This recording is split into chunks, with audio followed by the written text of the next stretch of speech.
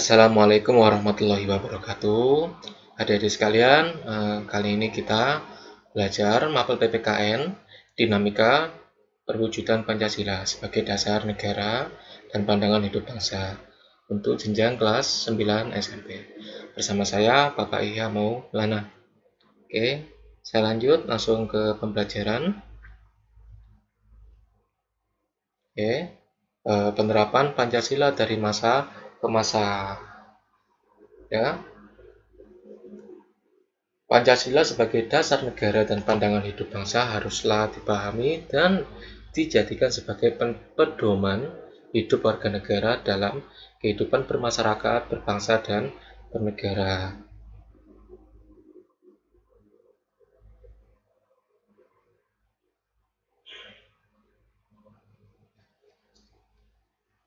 Saya jelaskan di sini, Pancasila sebagai pandangan hidup bangsa sebenarnya merupakan perwujudan dari nilai-nilai budaya milik bangsa Indonesia sendiri yang diyakini sebagai kebaikan dan kebenaran, seperti itu. Jadi kedudukan Pancasila itu sebagai dasar negara dan sebagai pandangan hidup bangsa Indonesia. Dan ini telah diakui dan disepakati oleh seluruh bangsa Indonesia. Jadi nggak hanya secara sekelompok orang minoritas, tetapi ini sudah disetujui oleh dan disepakati dan diakui oleh seluruh bangsa Indonesia.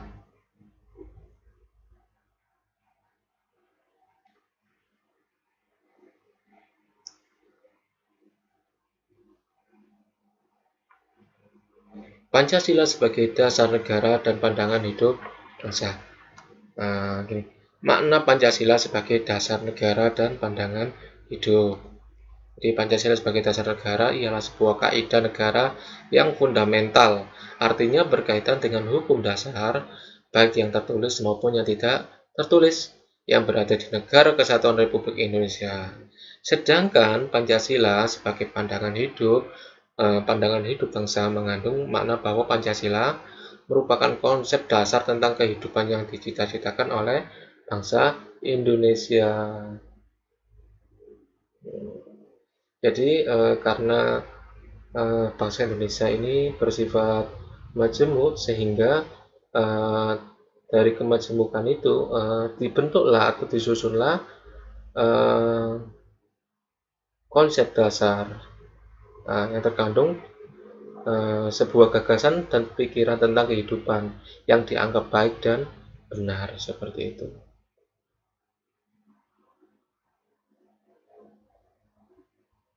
Oke. Pancasila sebagai dasar negara Republik Indonesia. Oke, saya jelaskan. Jadi di sini ada fungsi dari Pancasila. Jadi diantaranya adalah sumber dari segala sumber hukum. Yang kedua meliputi suasana kebatinan dari Undang-Undang Dasar 1945. Lalu mewujudkan cita-cita hukum bagi hukum dasar negara. Lalu yang keempat mengandung norma yang mengharuskan Undang-Undang Dasar mengandung isi yang mewajibkan pemerintah dan penyelenggara negara, ya, termasuk partai dan golongan fungsional, ini memegang teguh cita-cita moral rakyat yang luhur, seperti itu. Jadi ini sebagaimana tercantum pada pokok pikiran keempat, yang bunyinya negara berdasarkan atas ketuhanan yang Maha Esa menurut dasar kemanusiaan yang adil dan beradab. Yang terakhir merupakan sumber semangat bagi Undang-Undang Dasar 1945 bagi penyelenggara negara serta para pelaksana pemerintahan. Jadi sebagai dasar negara, Pancasila merupakan suatu asas kerohanian yang meliputi suasana kebatinan atau cita-cita hukum, suatu sumber nilai, norma, serta kaidah yang mencakup moral maupun hukum negara dan menguasai hukum dasar, baik yang tertulis ataupun yang tidak tertulis, seperti itu.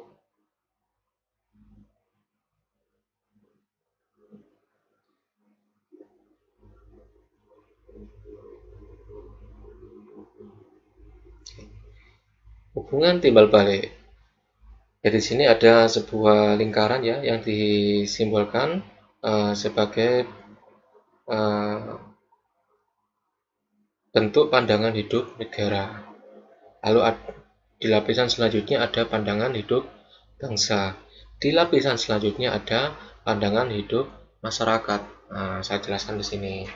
Ya, dalam pengertian ini proses perumusan pandangan hidup masyarakat dituangkan dan dilembagakan menjadi pandangan hidup bangsa, dan selanjutnya pandangan hidup bangsa dituangkan dan dilembagakan menjadi pandangan hidup negara. Jadi pandangan hidup bangsa bisa disebut sebagai ideologi bangsa, dan pandangan hidup negara dapat disebut sebagai ideologi negara. Jadi ini ada sebuah hubungan timbal balik.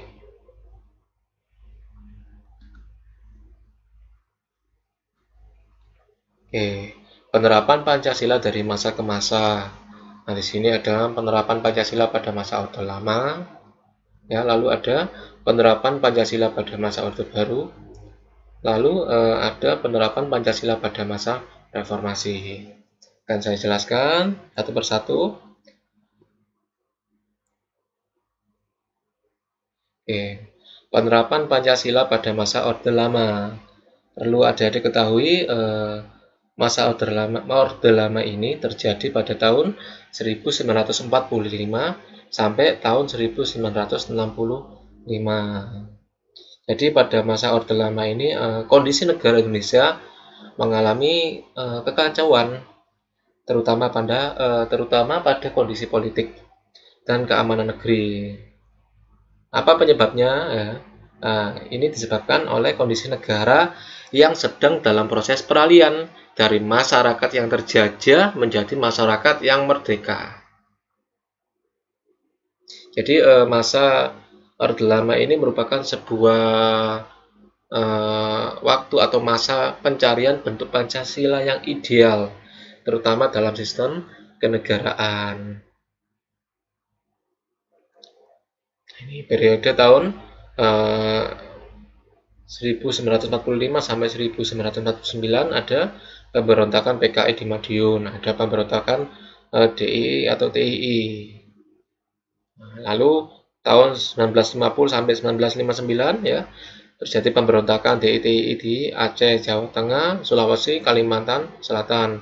Ada pemberontakan Republik Maluku Selatan, ada pemberontakan PRRI, Perjuangan Rakyat Semesta, pemberontakan Angkatan Perang Ratu Adil, ya. Lalu pada tahun 59 sampai 65 ya ini ada penerapan demokrasi terpimpin. Lalu ada pemberontakan G30 SPKI oleh Letkol Untung. Nah, ini penerapan Pancasila pada masa Orde Baru. Oke. Saya jelaskan di sini Orde Baru ya. Jadi Orde Baru ini terjadi sekitar pada tahun 1966 sampai 1998. Jadi pada masa Orde Baru ini pemerintah Indonesia masih menerapkan sistem demokrasi terpimpin di bawah pimpinan Presiden Soekarno. Jadi masih bentuk demokrasinya adalah masih demokrasi terpimpin. Jadi upaya mengganti ideologi Pancasila pada masa Orde Baru ini ya dilakukan dengan berbagai cara ya. Di antaranya masih karena masih tahap peralihan dari demokrasi terpimpin menjadi demokrasi Pancasila. Nah, lalu ada masih dalam suasana peristiwa G30 SPKI. Presiden Soeharto berkuasa penuh. Jadi seperti ini. Tujuan dari Orde Baru ya adalah menjalankan dan melaksanakan Pancasila dan Undang-Undang Dasar Negara Republik Indonesia.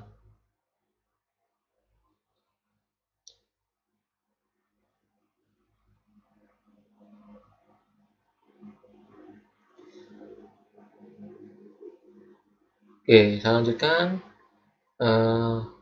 Presiden Soekarno ya yang berkedudukan sebagai pemimpin besar revolusi dan panglima tertinggi angkatan perang Republik Indonesia sedikit demi sedikit kekuasaannya itu dikurangi. Sejak keluarnya surat perintah 11 Maret pada tahun 1966 atau yang sering disebut dengan Super Semar.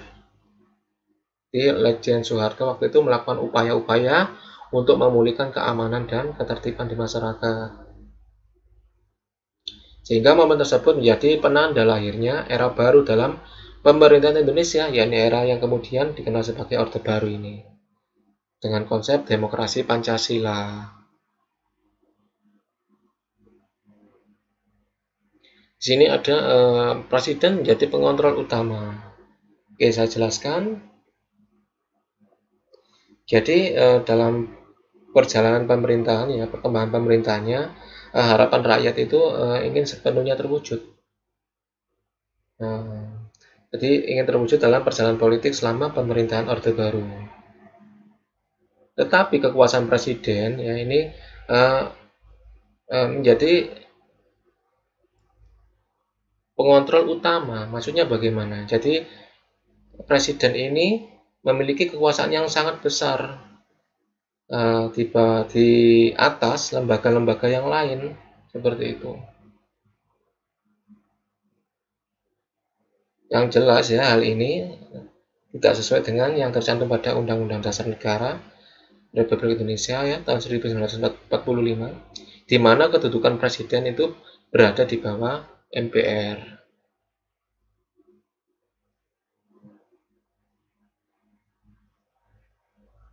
Jadi pada masa Orde Baru ini masih jauh dari yang diharapkan oleh masyarakat pada umumnya. Jadi karena itu tadi, karena Pancasila hanya dijadikan sebagai alat politik, seperti itu.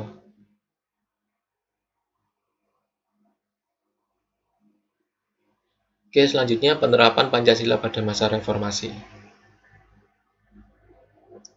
Nah ini, jadi tantangan yang dihadapi masyarakat Indonesia dalam menerapkan ideologi di era reformasi. Oke, saya jelaskan ya. Era reformasi adalah dimulai tahun 1998 ya sampai sekarang. Ini diberi nama masa reformasi. Jadi di era reformasi ini perwujudan Pancasila sebagai dasar negara dan pandangan hidup bangsa ya masih belum bisa lepas dari tantangan dan ancaman.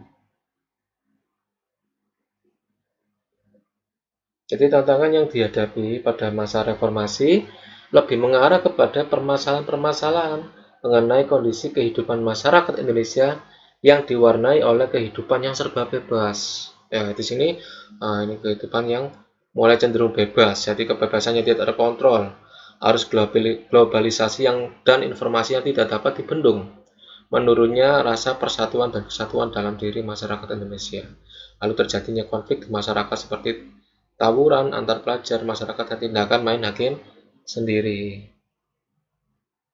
Jadi kebebasan dalam kehidupan masyarakat Indonesia ya saat ini meliputi berbagai macam bentuk, mulai dari kebebasan berbicara, berkumpul, berorganisasi, berpolitik, berekspresi, dan sebagainya. Nah, dengan adanya kebebasan tersebut ya, satu sisi dapat mendorong kreativitas masyarakat agar lebih maju. Tetapi di sisi lain juga mendatangkan dampak negatif yang merugikan bangsa Indonesia. Jadi dampak negatifnya apa saja yang timbul ya, diantaranya yaitu itu tadi karena saking bebasnya sehingga masyarakat tidak bisa mengontrol itu pendapat-pendapatnya, dan mulai ada dari masa reformasi ini akibat dari kehidupan yang cenderung bebas ya, sehingga muncul seperti pergaulan bebas, pola komunikasi yang tidak beretika, yang dapat memicu terjadinya perpecahan di masyarakat, sehingga sedikit-sedikit tawuran antar pelajar, sedikit-sedikit tawuran dengan masyarakat, seperti itu.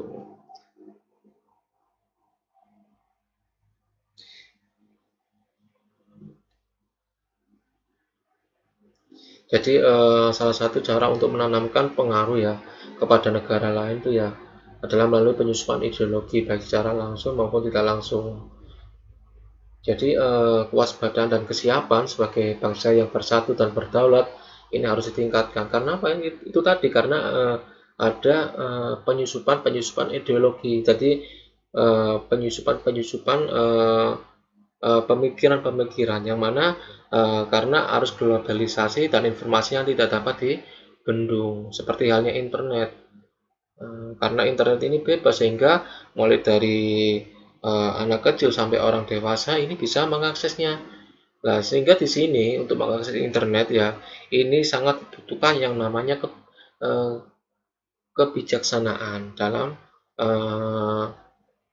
menggunakan media informasi karena yang tidak terkontrol tadi, sehingga kita harus benar-benar bijaksana dalam menggunakan internet tersebut untuk hal-hal yang positif yang bisa untuk mengembangkan diri kita.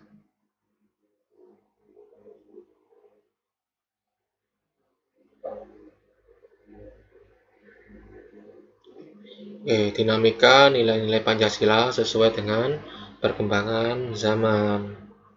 Nilai-nilai dalam Pancasila merupakan nilai yang telah disepakati bersama sebagai salah satu sarana untuk menyatukan masyarakat Indonesia. Hal itu dikarenakan nilai-nilai yang terkandung dalam Pancasila dapat dijadikan sebagai dasar negara dan pandangan hidup bangsa. Jadi nilai-nilai Pancasila ini yang terkandung dalam sila-sila Pancasila ya, yang menjiwai dari karakteristik masyarakat Indonesia. Nah, di sini ada ya, ketika kalian upacara pasti dibacakan Pancasila dan kalian mengikuti ya. Jadi saya yakin kalian sudah hafal dengan Pancasila dari sila pertama sampai sila kelima. Oke, kali ini saya akan jelaskan tentang masing-masing sila secara esensi. Jadi yang pertama adalah ketuhanan yang Maha Esa dengan logo bintang. Ya, jadi Indonesia ini karena bukan hanya satu ras atau satu agama, sehingga perlu dipersatukan dengan adanya ketuhanan. Jadi yang pertama kali perlu disatukan adalah tentang keyakinan. Keyakinan ini harus benar-benar dihormati. Seperti itu. Jadi sila pertama mengandung pengakuan atas keberadaan Tuhan sebagai pencipta alam semesta beserta isinya. Karena itu ya, sebagai manusia yang beriman perlu meyakini adanya Tuhan yang diwujudkan dalam ketaatan kepada Tuhan yang Maha Esa, yaitu dengan menjalankan segala perintahnya dan menjauhi segala larangannya. Jadi, sila pertama ini menunjukkan bahwa Tuhan adalah sebab pertama dari segala sesuatu yang Maha Esa dan segala sesuatu yang bergantung kepadanya. Nah, sehingga perlu dikembangkan nilai-nilai religius berupa keyakinan terhadap adanya Tuhan yang Maha Esa. Oke, selanjutnya adalah sila kedua, yaitu kemanusiaan yang adil dan beradab. Nah, di sila kedua ini mengandung rumusan sifat keseluruhan budi manusia Indonesia yang mengakui kedudukan manusia yang sederajat dan sama, mempunyai hak dan kewajiban yang sama sebagai warga negara ya, yang dijamin oleh negara. Jadi manusia memiliki kemajemukan terdiri atas susunan kodrat jiwa dan raga. Sifat kodrat sebagai makhluk individu dan makhluk sosial, dan kedudukan kodrat sebagai makhluk pribadi berdiri sendiri dan makhluk Tuhan yang Maha Esa. Oke, saya lanjut. Sila ketiga yaitu persatuan Indonesia. Jadi sila ketiga ini merupakan perwujudan dari paham kebangsaan Indonesia yang mengatasi paham perseorangan, golongan, suku bangsa dan mendahulukan persatuan dan kesatuan bangsa sehingga tidak terpecah belah oleh sebab apapun. Jadi ada yang namanya Bhinneka Tunggal Ika, berbeda-beda tapi tetap satu, seperti itu. Jadi dengan adanya sila ketiga ini ya, sehingga perbedaan-perbedaan itu harus diutamakan, yaitu yang namanya persatuan Indonesia. Jangan sampai perbedaan-perbedaan yang ada di masyarakat atau ras yang ada di masyarakat ini menjadi pemecah belah seperti itu. Oke, sila yang keempat ya, kerakyatan yang dipimpin oleh hikmah, kebijaksanaan dalam permusyawaratan perwakilannya. Jadi sila keempat ini merupakan representasi dari sendi utama pelaksanaan demokrasi Indonesia yang berdasar atas asas musyawarah dan asas kekeluargaan. Di sila keempat ini menjunjung dan mengakui adanya rakyat yang meliputi keseluruhan warga dalam lingkungan daerah atau negara tertentu berasal dari rakyat ya. Jadi dilaksanakan oleh rakyat dan untuk rakyat. Yang kelima, keadilan sosial bagi seluruh rakyat Indonesia. Jadi sila kelima ini merupakan salah satu tujuan negara Indonesia yang hendak mewujudkan tatanan masyarakat Indonesia yang adil dan makmur berdasarkan Pancasila. Di sila kelima ini mengakui hakikat adil. Oke, adil dalam pemenuhan kewajiban seperti itu. Jadi juga adil dalam pemberian hak seperti itu.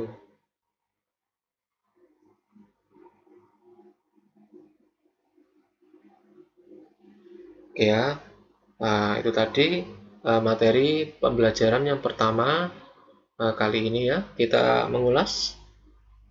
Ini ada sedikit tugas, kerjakan di folio ya. Lalu upload di Google Class kalian. Pertama, jelaskan makna Pancasila sebagai dasar negara dan pandangan hidup bangsa.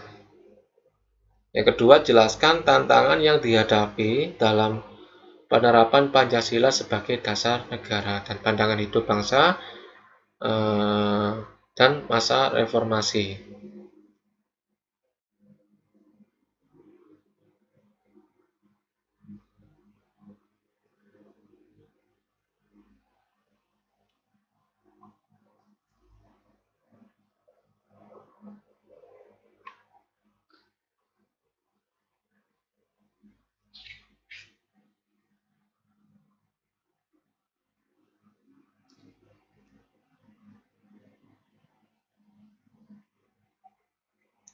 Oke, saya ulas sedikit ya. Pancasila sebagai dasar negara ya dan pandangan hidup bangsa Indonesia ini telah dibuktikan oleh sejarah bahwa Pancasila merupakan representasi dari nilai-nilai luhur masyarakat Indonesia. Artinya walaupun banyak upaya untuk mengganti Pancasila sebagai dasar negara dan pandangan hidup bangsa ya, tetapi Pancasila ini masih bisa tetap bertahan karena Pancasila mampu mengikuti perkembangan zaman. Oleh karena itu kita sebagai warga negara perlu menunjukkan sikap untuk selalu menjaga nilai-nilai Pancasila dalam kehidupan berbangsa dan bernegara seperti itu ya. Oke, jangan lupa tugasnya dikumpulkan atau diupload segera ya.